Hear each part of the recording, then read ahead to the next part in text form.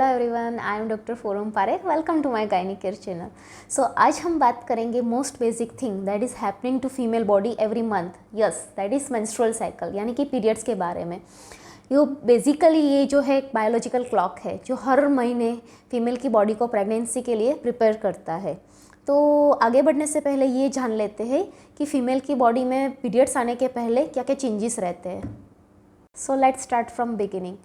जब भी newborn baby girl पैदा होती है तो उसकी ओवरीज में तकरीबन 10 से 20 लाख अंडे पाए जाते हैं, जो प्यूबर्टी तक आते आते सिर्फ 3 लाख तक रहते हैं। और उसमें से 10 to 15% यानी कि 300 to 500 एग्स ही पूरी रिप्रोडक्टिव लाइफ स्पैन में यूटिलाइज होते हैं। जैसे ही लड़की की उम्र 8 या 9 साल की होती है तो उसकी बॉडी में चेंजेस शुरू हो जाते हैं, जिसको हम बोलते हैं प्यूबर्टी या फिर यौन अवस्था।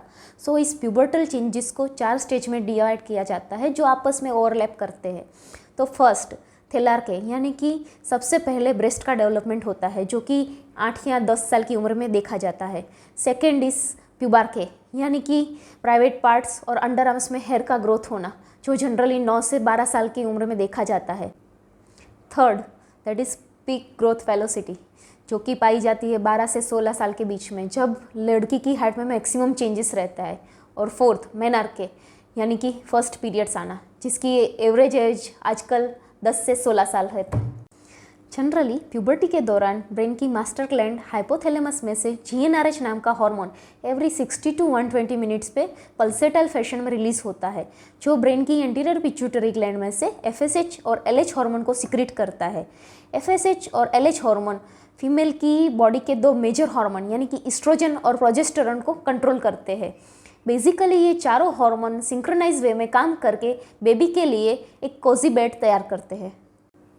जनरली पीरियड्स के दौरान फीमेल रिप्रोडक्टिव सिस्टम के 2 मेजर ऑर्गन्स यानी कि यूट्रस बच्चेदानी और ओवरीज बीजदानी, ये दोनों में मेजर चेंजेस रहते हैं। So now let's talk about how does period start. अगर एवरेज साइकिल हम 28 डेज़ की काउंट करें तो इजी अंडरस्टैंडिंग के लिए इसको 4 फेज़ में डिवाइड किया जाता है। First 5 days menstruation, second is follicular phase, at 14th day ovulation, and after that 4th is luteal phase. So let's discuss each phase in details. So first 5 days यानी कि menstruation, जब body के सारे hormones लो होते हैं तब periods आता है। सेकेंड फॉलिकुलर फेज, उस दौरान पिट्यूटरी ग्लैंड में से FSH नाम का हार्मोन रिलीज होता है। FSH जो है वो ओवरी में फॉलिकल का ग्रोथ बढ़ाता है और उसमें से एस्ट्रोजन नाम का हार्मोन सिक्रेट करता है। एस्ट्रोजन का बेसिक फंक्शन होता है यूट्रस को आने वाले कंसेप्शन के लिए प्रिपेयर करता है। फिर एक टाइम पे एस्ट्रोजन का लेवल बढ़ते बढ़ते पीक पे आ जाता है, जो पिट्यूटरी के दूसरे हार्मोन यानी कि LH को बढ़ाता है।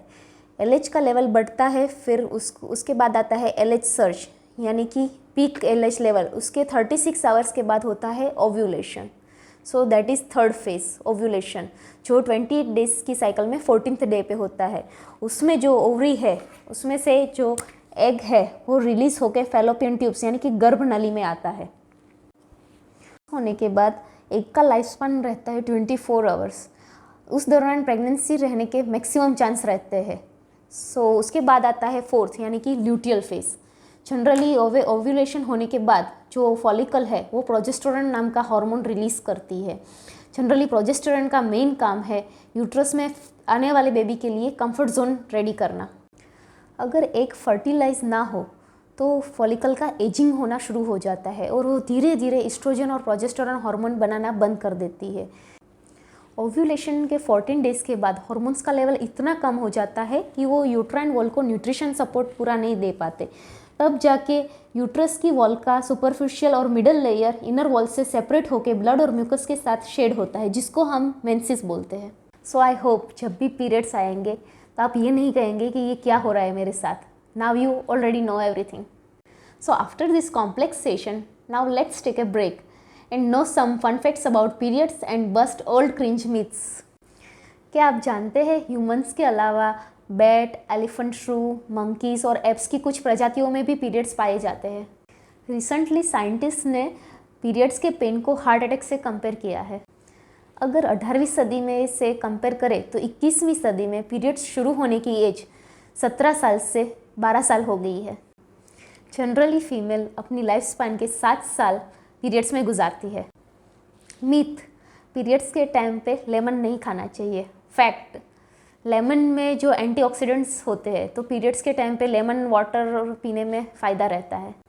मिथ, पीरियड्स के टाइम पे सेक्सुअल रिलेशनशिप अवॉइड करना चाहिए। फैक्ट, अगर आप और आपके पार्टनर कंफर्टेबल हो तो सेक्सुअल रिलेशन रखने में कोई प्रॉब्लम नहीं है। इवन रिसेंट साइंटिफिक रिसर्च के हिसाब से ऑर्गेज़म है वो पीरियड्स का पेन रिलीव करने में मदद करते हैं। मिथ, पीरियड्स के बाद हाइट नहीं बढ़ती।